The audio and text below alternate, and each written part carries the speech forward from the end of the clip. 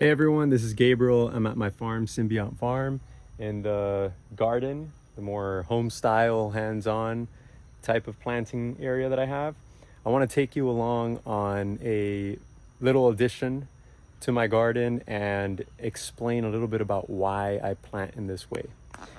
So, as you see, I am planting in circles. There's a bunch of these circles we call nests. And why do I plant in this way? Well, you don't see a lot of the grasses. They're very short right now because I just cut them back. You see, they're just starting to grow back, but I've cut them almost as low as I could possibly cut them.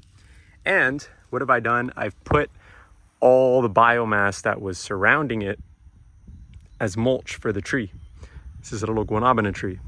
And over time, this is going to be piling up like crazy. This has only been the third cut and mulch. And look how thick this is.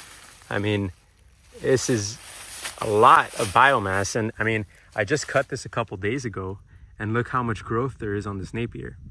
So you can imagine how much biomass this will produce if this is only the third cut. Now, this is the same thing I'm doing with each of these other nests. It makes it easy for me to not have to always be bringing in mulch, but rather just have the mulch in place, and I just chop and I drop it. I get three benefits out of that, which is, one is the mulch, one is the growth pulse.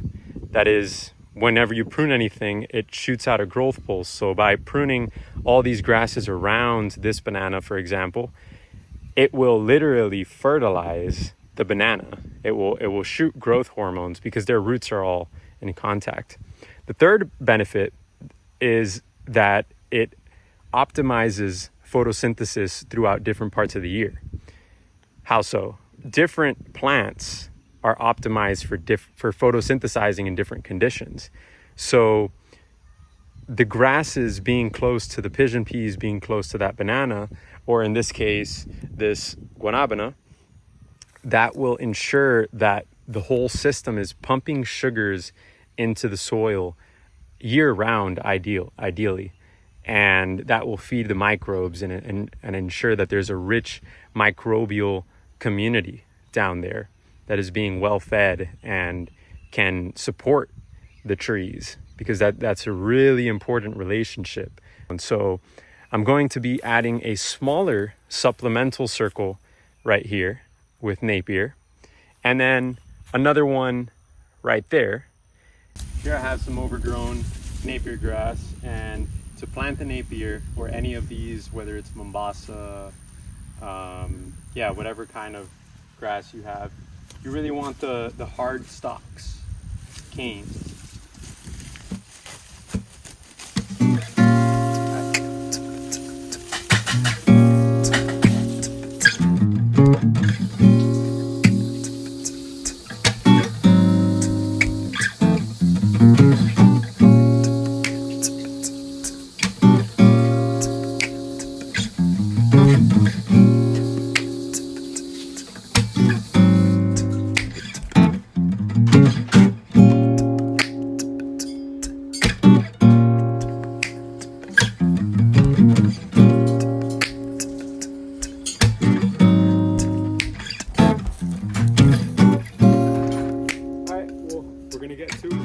So I just marked the circle.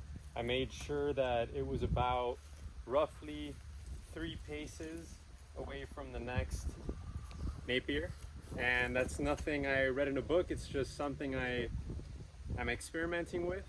And I found that it kind of works. That's the minimum that I can place the circles at without running into problems and not being able to get through when the grasses are fully grown.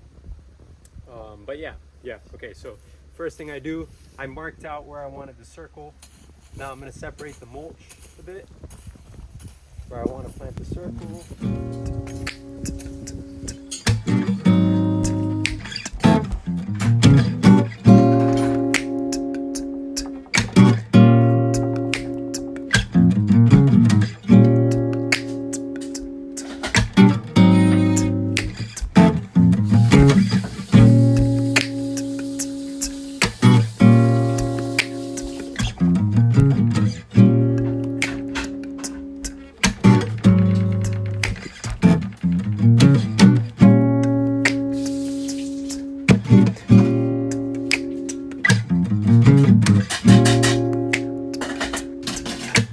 right, so now I've finished filling in the whole space with Napier and watering it in and everything. So just wanted to show you a little bit about what I did. So this is the first circle that I did right over here.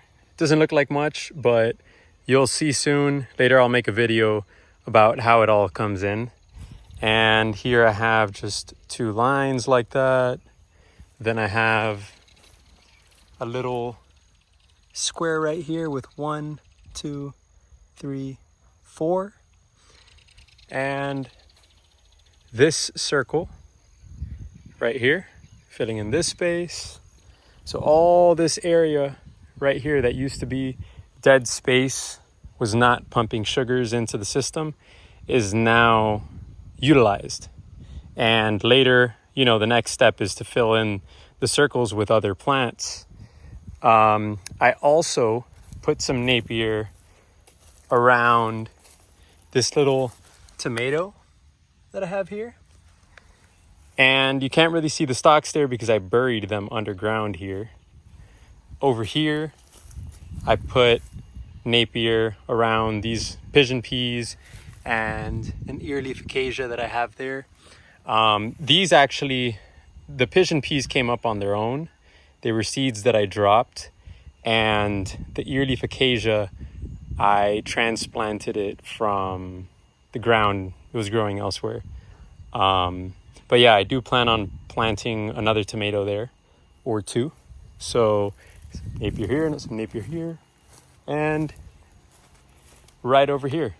So I had this little space where I come out of there and then I walk through here, but all of this right here wasn't really doing anything. And if I want enough biomass to fill in the paths, I need to grow it, which is the goal. The goal is to not have to import so much biomass and rather just cut and drop it right there. So yeah, I measured, you know, I'm doing about 3 paces. So 1, 2, 3 between the paths. And right now it doesn't look very tight, but that's actually pretty tight once all the Napier is grown in, which is totally fine because it'll just give me more reason to cut it back. But yeah, there it is.